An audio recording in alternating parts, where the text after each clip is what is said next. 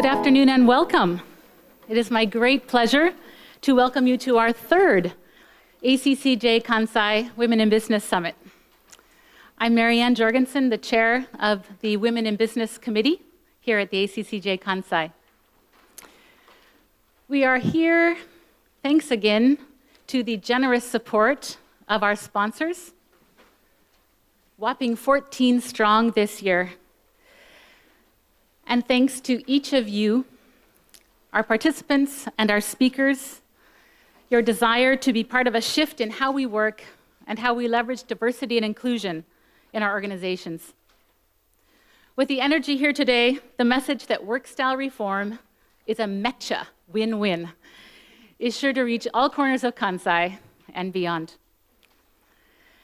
This summit is one of 3 ACCJ Women in Business Summits being held across our chapters in Japan, all 3 highlighting how we can break the mold of how things have been done and move forward toward a more flexible way of working that allows all employees to utilize their full potential. Today, we'll share ideas and add to our collective toolbox, generating momentum for Kansai businesses to drive work style reform for the benefit of individuals, organizations, and Japan as a whole. Before we begin today's program, just one housekeeping request. If I could ask you to please turn off your phones or have them in manner mode during our session, and to please note that during this session, there will be no photos or video allowed. That said, we would greatly appreciate it if during the breaks you would bring out your phones and share news of today's summit, some of the inspiration that you're getting and the insights, posting on Twitter or Facebook, whatever your social media is. And we have some hashtags that you'll see later in the day, the main one being hashtag WIB Summit. And now, it is my great pleasure to begin our program by introducing Dr. Steven Zerker, Dean and Professor of Management at Kansai Gaida University, speaking today in his role as the American Chamber of Commerce, Japan, Vice President for Kansai. Thank you, Steve.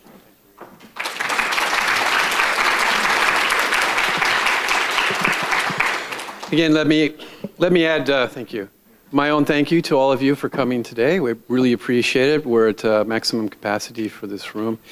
It's great to see you all here. Let me also add my thanks to the sponsors up here above, and also the many talented and special guests who will be speaking today. We have quite a list of really wonderful speakers. This will be a great opportunity for all of us to learn about work style reform and other aspects about encouraging diversity. If I can brag a little bit here, it was about 8 years or so ago that Kansai started the first Women in Business Committee that started here in Kansai. And it's been a wonderful success. Nogami-san was our first leader. I don't know if she's here today, but she works for AstraZeneca now. Then we had Kitano-san, who is working at Eli Lilly, was our second vice president. And then Marianne, who you just met, is our current vice president. So this has turned out to be a great success. This event that you're a part of right now is our marquee event for the year, for the ACCJ Kansai. And as Marianne mentioned, this is being repeated in other locations as well. So last month it was in Chubu, and next month it will be in Tokyo. And the featured speaker for that is Governor Koike. So that's a great get for them. So that'll be a great event up in Tokyo. Now, this topic I think is very, very timely. The government is beginning to look at work practice reform, I read just recently. But in my opinion, this is, of course, it impacts women, but it's an issue that affects all of us here in Japan and all of us in Kansai. So the fact is that long work hours do impact all of our lives. The impact is felt by men and women. It's felt in different ways on family relations, also on personal relations, and so forth.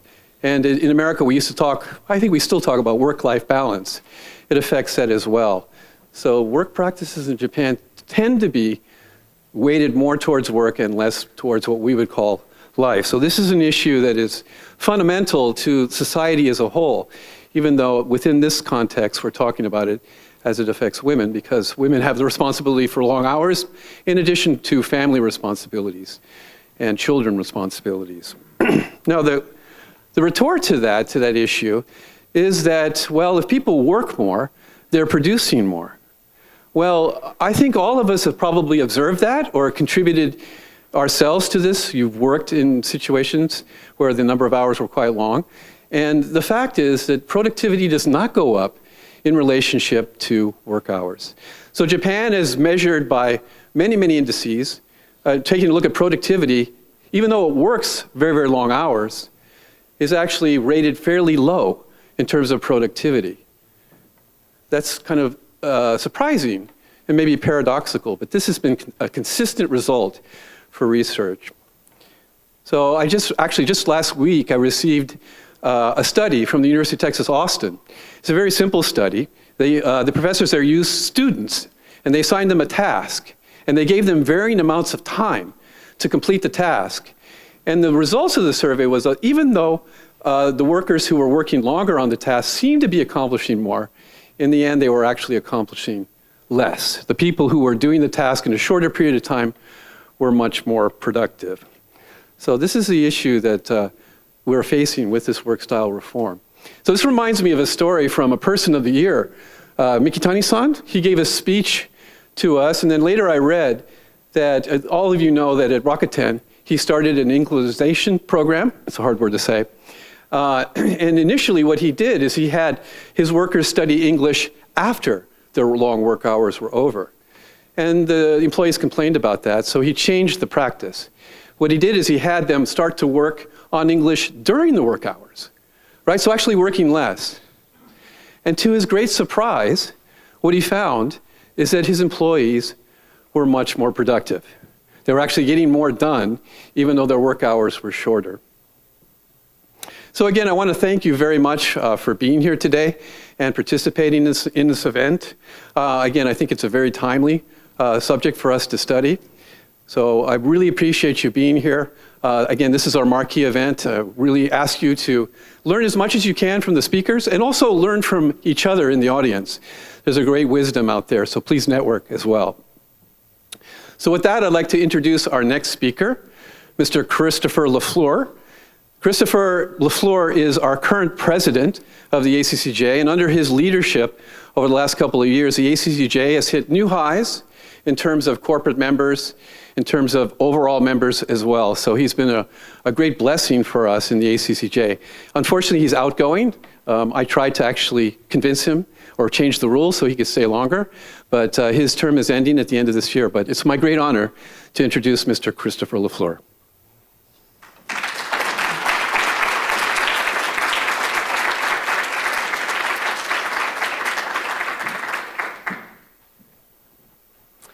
Steve, thank you very much for those kind words. And it's a great pleasure to have the opportunity to welcome you as president of the ACCJ to the 2017 ACCJ Kansai Women in Business Summit. As Steve said, this is the second of our summits this year. The third will be in Tokyo.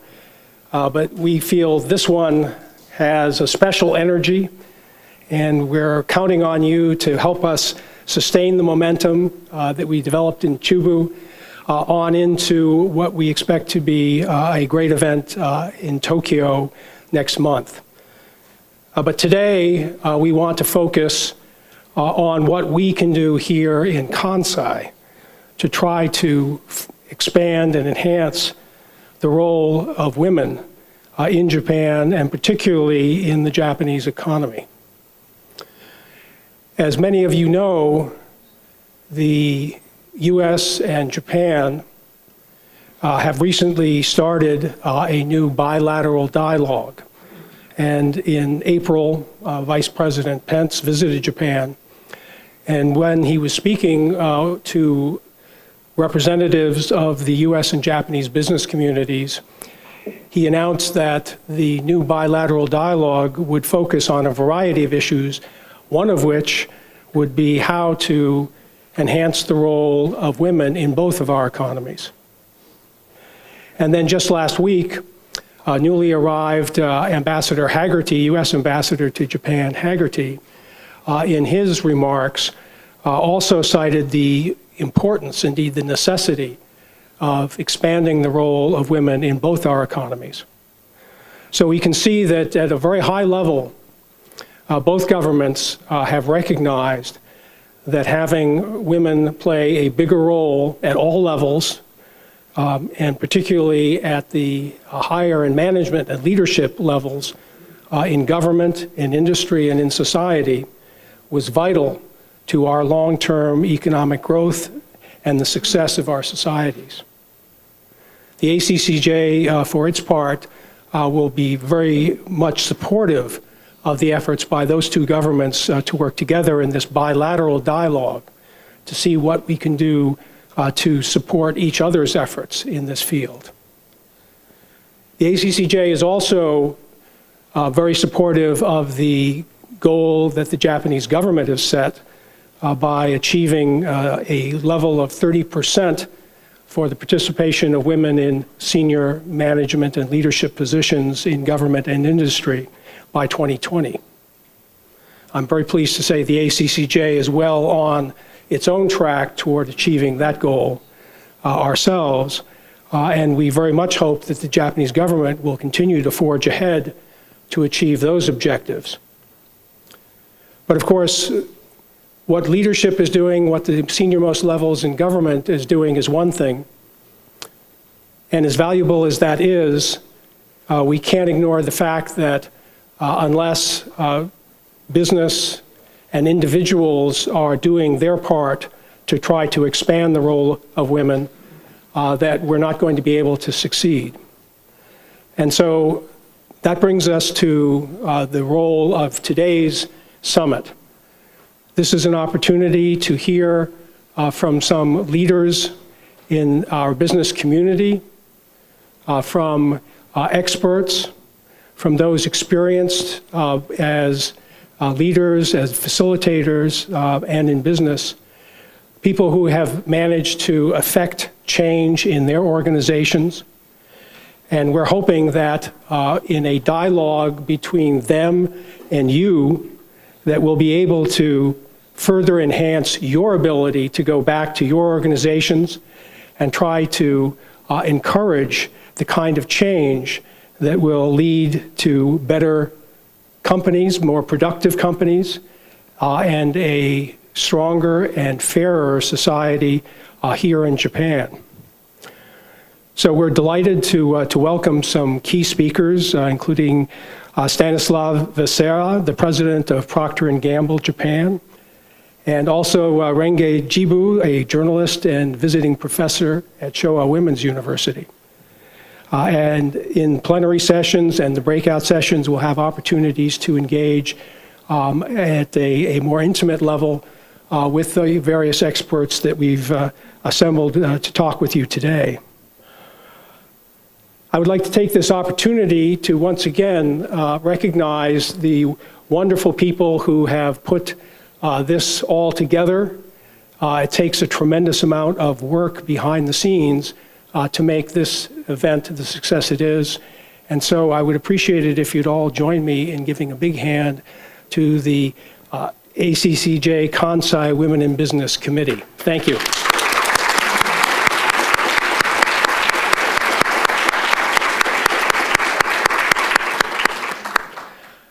I'd also like you to join me in thanking our incredible sponsors who are listed up here. These are some of the leading companies in the world in their fields, and the commitment that they're showing in various ways inside their own companies, but also through their support of this event demonstrates the strength of their commitment to this cause. So once again, I hope you'll join me in thanking them.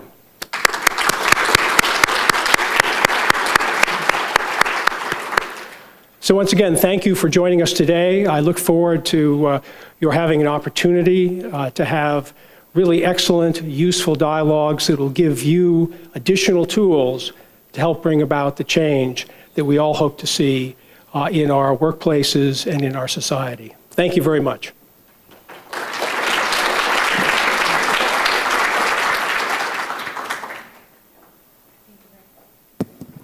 Thank you very much, Chris. We at the ACCJ are grateful for our collaboration with the U.S. Consulate and U.S. Embassy to strengthen relationships and U.S. business interests in the Kansai and across Japan. And we're very honored to have with us today the United States Consul General for Osaka Kobe, Ms. Karen Kelly. Consul General Kelly arrived at her new post in August, although she is not a newcomer to the Kansai, having been here earlier in her career.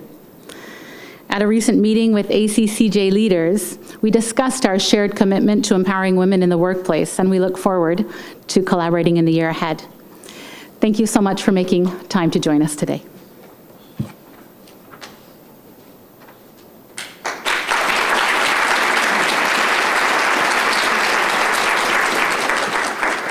Good afternoon, and thank you, Mary Ann Jorgensen, and the ACCJ Kansai Women in Business Committee, and to all the ACCJ staff for hosting this exciting event. It's my great honor to be here to show the U.S. Consulate General's support for this annual ACCJ Kansai Women in Business Summit.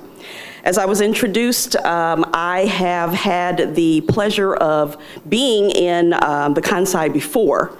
21 years ago, in fact, I first came to Osaka as an officer with our U.S. mission, the State Department mission. And I remember my arrival in Osaka particularly vividly because I arrived with a 9-year-old son, a 9-month-old baby, my dad, and about 9 pieces of luggage. So as the train stopped at Shin Osaka Station and disgorged this caravan of people and material, I remember the staff from the Consulate General's eyes getting bigger and bigger as they saw all of this stuff that they had to collect and all these people that they had to collect. My dad came along because he was so worried about my ability to take care of his grandsons while I had my responsibilities at the consulate, that he just kept saying, I just don't know how you're gonna handle it. I don't know how you're gonna handle it. He bugged me so much, I finally said, Dad, come with me. If you're that worried, come with me. And he came. So we got a ticket for Dad, and Dad came along, and he had an opportunity not only to see his daughter at work and the juggling act of managing to single parent 2 very active young boys, but also to see the changes that had happened in Japan over the course of the years that he had remembered hearing about Japan and seeing newsreels in movie theaters about Japan. And so he left impressed, I think first and foremost by Japan, but I think he was also a little impressed and proud of the person that I was in terms of managing to balance a family and also the important relationships of furthering U.S.-Japan bilateral relations. I can say that personally, I could not have done the job that I did without learning some tricks of the trade in terms of work-life balance. Before work-life balance was a thing, I think most working women have figured out that there's got to be a balance somewhere. You've got to strike a balance somehow in how you manage your work life and your family life and your personal life.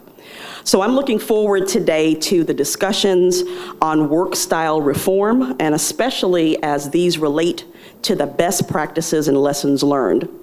And I'm also glad to see that these discussions include recommendations for how businesses can change not only for the better for women, but also for men and their entire workforce. Our new ambassador, William Haggerty, is a strong proponent of women's empowerment. As some of you may already know, he advised Japanese firms to hire female graduates decades ago when he was working for the Boston Consulting Group in Tokyo.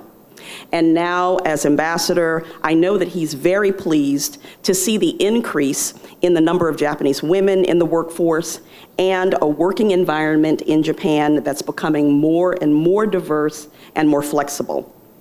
In fact, he wanted to tell you this in his own words. So I'm very pleased to present to all of you today a specially recorded video message from our newly arrived ambassador, William Haggerty IV. Thank you, and best wishes for a successful summit.